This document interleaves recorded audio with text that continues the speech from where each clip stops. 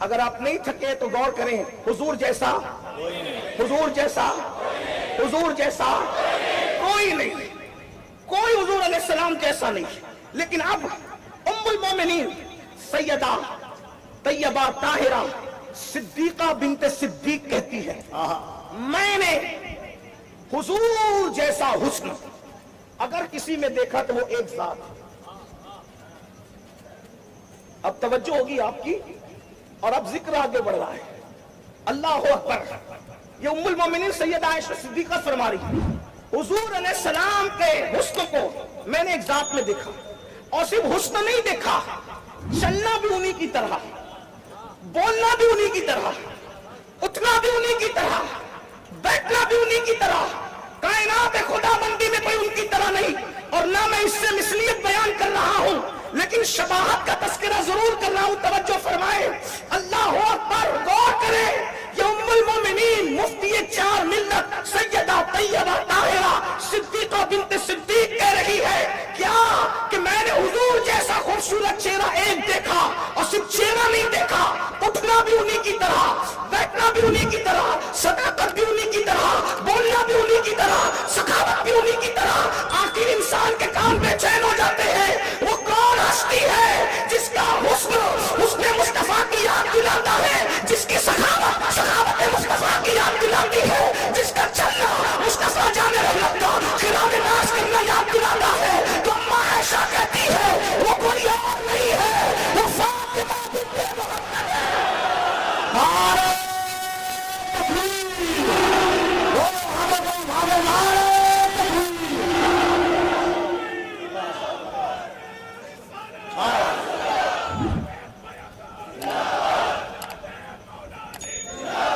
یہ حسنین کریمین کی امی ہے جو شبیہ مصطفیٰ ہے، شکل میں سخاوت و جود میں، شکل میں سخاوت و جود میں باپ کی شبیہ ہے فاطمہ، شکل میں سخاوت و جود میں باپ کی کون؟ فاطمہ الزہرا۔ مجھے عنوان دیا گیا پنجتن پاک، کون؟ فاطمہ الزہرا۔ اگر میں یہ کہوں اس مجمع میں کہ فاطمہ الزہرا کا مرتبہ عرش کی طرح ہے تو بات کا حق ادا نہیں ہو، نہیں ادا ہو۔ منبر پر بہت بڑے بڑے علماء مفتیان کرام موجود ہیں، اور اگر علماء نہ بھی ہو تو منبر کا ایک تقدس ہے، آدمی اپنی مرضی سے کوئی بات کر بھی نہیں سکتا۔ لیکن توجہ کریں، کچھ لوگ ہمیں سنیوں کو تانا دیتے ہیں کہ ان سنیوں کو اہل بیت بیان کرنا نہیں آتی۔ میں نے کہا خدا کی عزت کی قسم، سنی جس شان سے اہل بیت بیان کرتا ہے کسی کا باپ نہیں کرتا۔ کیا بات ہے؟ اس لیے میں سنیوں سے کہتا ہوں کالے دل والوں سے اور کالے کپڑے والوں سے ہمیں متاثر ہونے کی کوئی ضرورت نہیں ہے۔ ہمارے اپنی روایات ہے، ابھی آپ آگے سنیں گے، اور الحمدللہ 1450 سال سے جتنا سنیوں نے اہل بیت بیان کیا ہے اتنا کسی کے یہاں تصور نہیں ہوتا، اس لیے کہ 1450 سال سے تو ہم ہی ہیں۔ آپ بھی نہیں ہوئی تھی تب سے ہمارے اہل بیت برادر۔ میں جوانوں سے کہتا ہوں کسی سے متاثر ہونے کی ضرورت نہیں ہے۔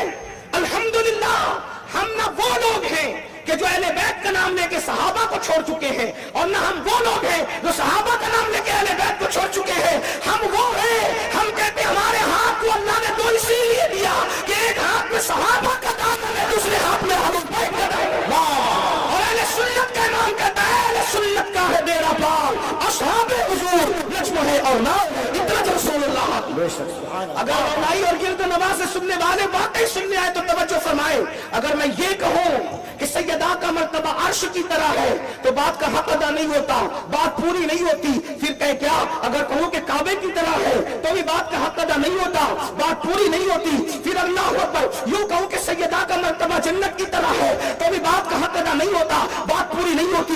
آپ کہیں گے کیوں پوری نہیں ہوتی؟ میں نے کہا اس لیے پوری نہیں ہوتی کہ ہم سنیوں کا عقیدہ ہے، ہمارا عقیدہ ہے، الحمدللہ ہمارا عقیدہ ہے کیا کہ رسول اللہ صلی اللہ اللہ علیہ وسلم قبر انور میں آرام کر رہے ہیں. حضور علیہ السلام قبر انور میں آرام فرما رہے ہیں اور قبر انور کی جو مٹی شریف حضور کے جسم سے لگی ہوئی ہے, حضور کی پشت انور سے, حضور کے بازو اقدس سے, حضور کے قدم ناز سے, اس مٹی کے بارے میں ہمارے بزرگوں نے لکھا.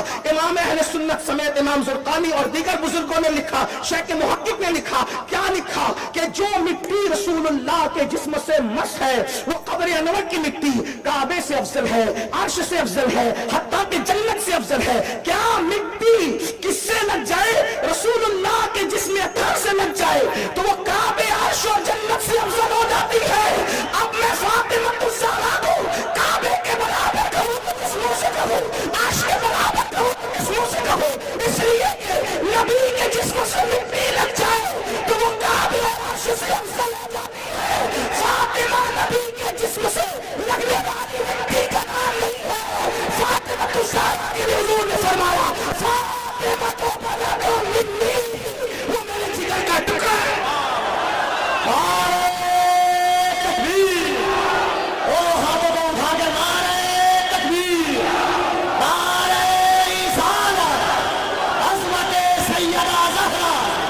مادر حسنین کریمین